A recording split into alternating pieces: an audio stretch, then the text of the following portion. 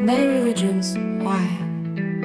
We smile today at Pueblo Indian rain dances. But what do we do when we are desperate? On the two occasions when my life was shattered by the anguish of personal crisis, I did as those Indians did. I prayed for help. Thus wrote philosophy professor Huston Smith in the introduction of the book, Great Religions of the World. Man's need to reach out to something higher and mightier when he is under stress appears to be both basic and universal. Anthropologists and historians tell us that from the beginning, man felt this need when mystified by the forces of nature, threatened by ferocious wild beasts, and perplexed by death and the hereafter. This, they say, coupled with fear of the unknown, brought about the birth of religion. For example, commenting on the beginning of the Shinto religion, the book Religions in Japan says anything which evoked a feeling of awe was revered as being particularly imbued with divine or mysterious power.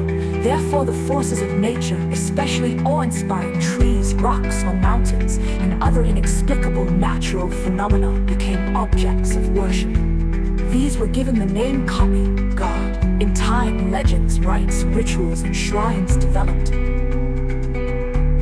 These were passed on from generation to generation, and thus was born the Shinto religion. According to this idea, the Sumerians, the Egyptians, the Hindus, the Chinese, and all the other ancient civilizations devised their own forms of worship, their own religions, independently. These were then influenced by the people's way of life, their foods, their customs, even the climate and the geography of their land. The result is the diversity of religion we see today.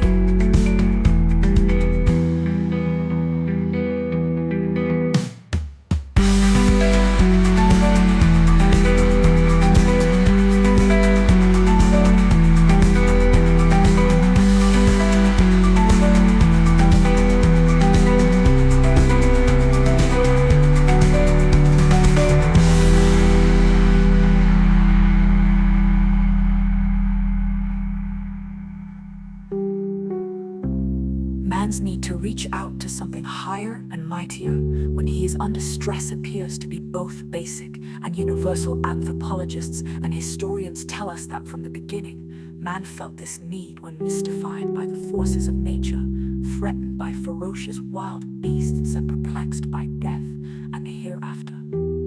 This, they say, coupled with fear of the unknown, brought about the birth of religion.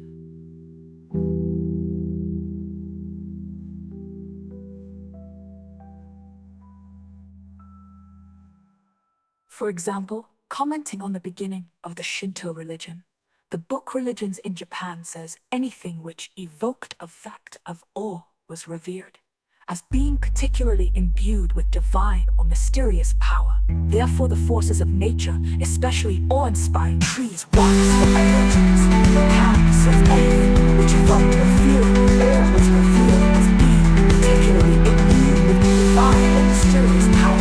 Therefore, the forces of nature, especially awe-inspiring trees, rocks, or mountains, other inexplicable natural phenomena became objects of worship.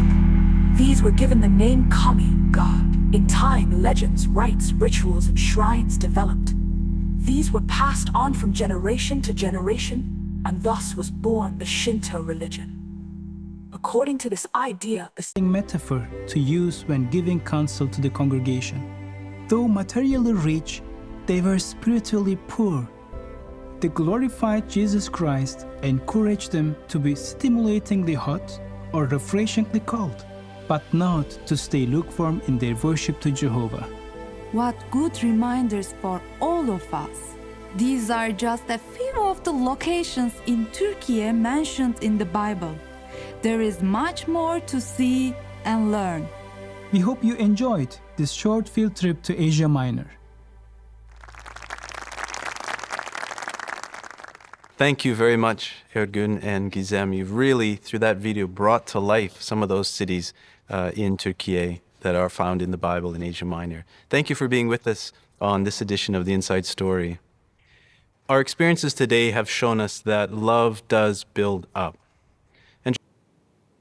And how's your family doing, Elise? I'm happy to say that all my siblings and my widowed mom serve Jehovah. Beautiful. Now, how many sisters do you have? 4 more. 4 sisters and their families. And how many brothers? 5. 5 brothers and their families. And they're all doing well spiritually. What a blessing.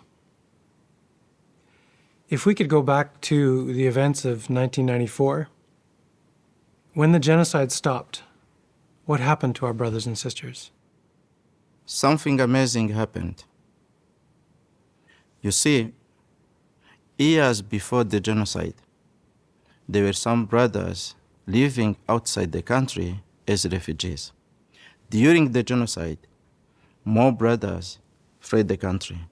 So after the genocide, the elders helped those brothers to find their way back home. Then after, they started shepherding everyone to promote unity. How good. But if they're all Rwandan brothers and sisters, then why were the elders focusing on unity? There were strong feelings for those who fled the country and those who stayed. But the elders used Bible accounts and Bible principles to help them see that fleeing was a personal decision. And this helped the brothers to reunite more quickly. I see. Again, the power of God working through the elder arrangement to unify them. And were there results of all that shepherding? Yes. You see, the genocide was stopped in July 1994. A few months later, in December, we tried off our first assembly. 3,000 people came from all the corners of the country. The local authorities seeing this, they stopped us. They were saying it was not safe yet. But I remember that before leaving the assembly grounds, we were hugging, and you could see love and unity among our brothers and sisters. We will never forget that. That is beautiful. Did the genocide cause our brothers and sisters to slow down in their ministry? Slow down?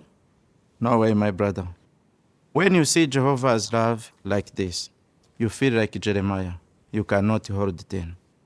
Yeah, it's true. It's not easy to explain, but the more Satan tries to make you fear, the more courage Jehovah gives you.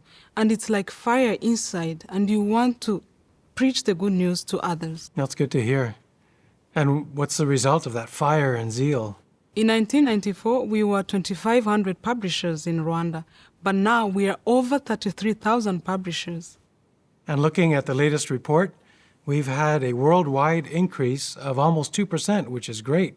But in that same time, 5 years, Rwanda has had over 8% increase. The publishers in Rwanda are thriving. In fact, Rwanda is not called only the land of 1,000 hills. It is also called the land of 1,000 smiles. Like your smiles right now. Thank you so much, Brother and Sister Mwiteneza, for encouraging us, strengthening us. We pray that Jehovah continue to bless you and the brothers and sisters in Rwanda. Thank you. Next, let's interview Ronald Rodriguez from the beautiful country of Venezuela.